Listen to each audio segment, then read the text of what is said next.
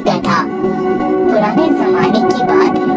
एक ताजिर था जो शहर से दूर एक गांव में रहता था। वो तिजारत के लिए रोजाना शहर जाता और मुख्तलिफ अशिया की खरीदो फरोख्त किया करता। तिजारत करने के लिए उसके पास एक गधा था। वो गधे पर सामान लादकर रोजाना शहर जाया करता।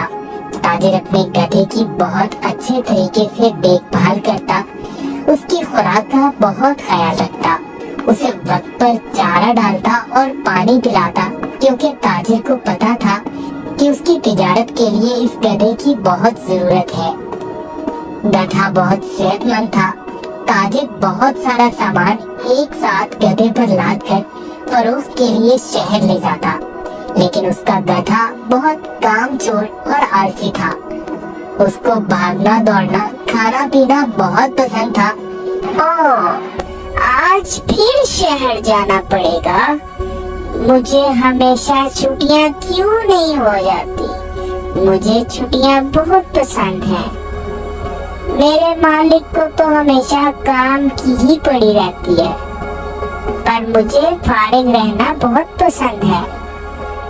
मेहनत करना तो बिल्कुल भी मुझे अच्छा नहीं लगता। ताजिर अपने गधे पर सारा सामान लादकर शहर ले जाता और ताजिर को शहर जाने के लिए एक नदी को पार करना पड़ता था। शहर जाकर वो सारा सामान बेच देता। ताजिर को हर रोज बाजार की मांग के मुताबिक अशिया की तिजारत करनी पड़ती थी। कभी कपास तो कभी नमक, कभी सब्जियां तो कभी फल। ताजिर को पता लगा कि बाजार में नमक की मांग बहुत बढ़ गई है। ठीक है, मैं बहुत जल्दी नमक लेकर आ जाऊंगा। उसने अपने गधे पर 4 बोरियां नमक की लादी और इसको मालूम नहीं है कि 4 बोरियों का वजन काफी ज्यादा है। ओहो, मेरा गधा इतना वजन नहीं उठा सकता। इसका वजन थोड़ा कम करना पड़ेगा, यही ठीक रहेगा। उसने गधे की पीठ से एक बोरी उतार दी, फिर भी गधा आगे जाने के लिए तैयार नहीं था। ताजिर को अपने गधे का तो बहुत ख्याल था, पर उसको अपने गधे का पता था कि वो बहुत कामचोर और आलसी है। उसने एक छड़ी गधे की पीठ पर मारी और उसे बाहर ले जाने की कोशिश करने लगा।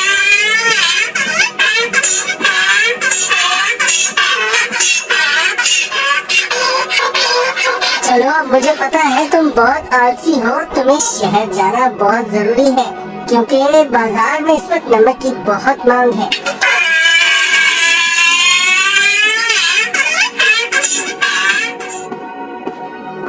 ताजिर ने सारा नमक फरोख्त कर दिया। ओहो, सच में बाजार में नमक की बहुत मांग है। ताजिर ने फिर रोज की तरह शहर में नमक फरोख्त करना शुरू कर दिया। गधे पर कभी 3 तो कभी 4 बोरियां लादकर बाजार जाना पड़ता था, जिसकी वजह से गधा नाखुश था। पर वापसी पर गधा बिल्कुल खाली आता और बहुत खुश होता।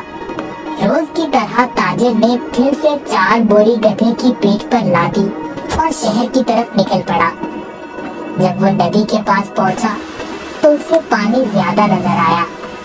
हमें बहुत ध्यान से आहिस्ता आहिस्ता चलना होगा, ताकि हम पानी में कहीं गिर न जाएं।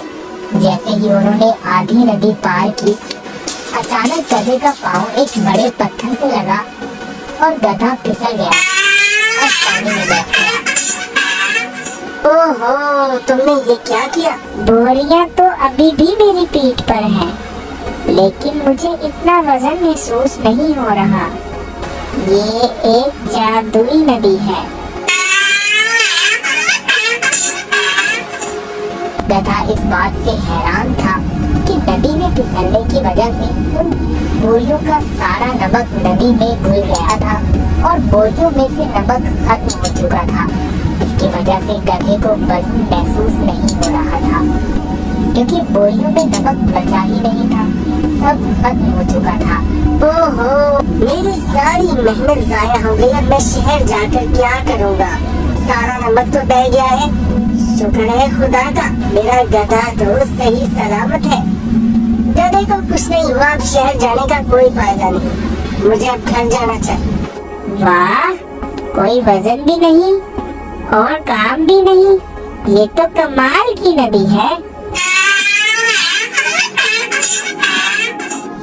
फिर अगले दिन ताजिर ने 4 बोरियां गधे की पीठ पर लाद दी और शहर की तरफ निकल पड़ा।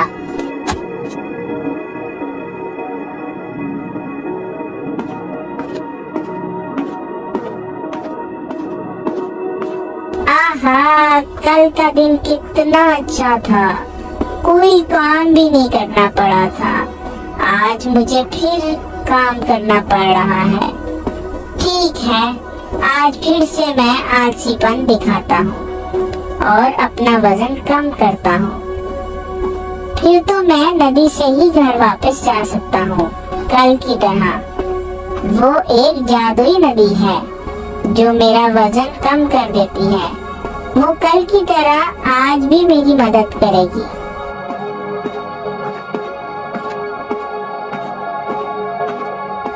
ताजिर उस दिन गधे की चालाकी से बिल्कुल बेखबर था। रोज की तरह ताजिर अपने गधे के साथ नदी के पास पहुंचा तो गधा ताजिर से पहले ही इस नदी की तरफ जाने लगा। ताजिर ने उसे रोका। नदी में फिसल गया जहाँ वो पहली बार फिसला था। तुमने क्या किया? जल्दी से बाहर आओ। लेकिन बहुत देर हो चुकी थी। बोरियों का सारा नमक नदी में घुल गया। गधे को अब कोई वजन महसूस नहीं हो रहा था। वाह, ये हुई ना बात। कोई वजन भी नहीं और काम भी नहीं। ये तुम्हारा कैसे? जरा सोचता हूँ, ये जानबूझकर मेरे साथ कहीं चालाकी तो नहीं कर रहा। ओ काहिल गधे, मैंने तुम्हारा इतना ख्याल रखा और तुमने मेरे साथ क्या किया? इसे घर वापस ले जाता हूँ। मुझे पता है, अब देखो मैं तुम्हें कैसे सबक सिखाता हूँ। गधे ने सोचा, मैंने काम चोरी का ये अच्छा तरीका ढूंढा है, पर ताजिर का तो आज कुछ और ही रहन था। अगले रोज ताजिर ने गधे की पीठ पर 6 बोरियां रुई की लाद दी, लेकिन गधे को थोड़ा सा भी वजन महसूस न हुआ।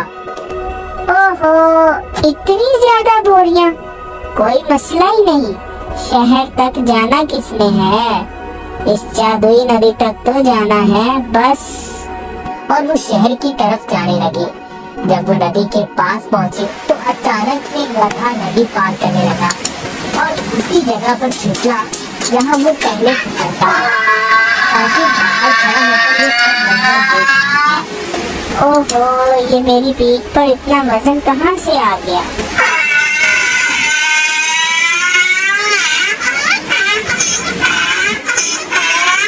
ताजिर बहुत समझदार आदमी था। उसको पता चल गया कि उसका गधा जानबूझकर ये सब उसके साथ कर रहा है। इसलिए ताजिर ने इस दफा बोरियों में नमक के बजाय रुई भर दी थी।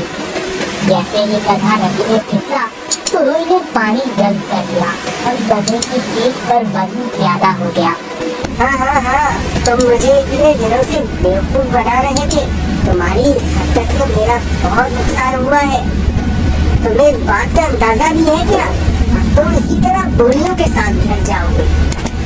गधे को उन बोरियों के साथ ही घर आना पड़ा। इस तरह गधे ने अपना सबक सीख लिया और उस दिन के बाद गधे ने कभी नदी में फिसलने की हिम्मत न की। इसलिए नतीजा, जैसा करोगे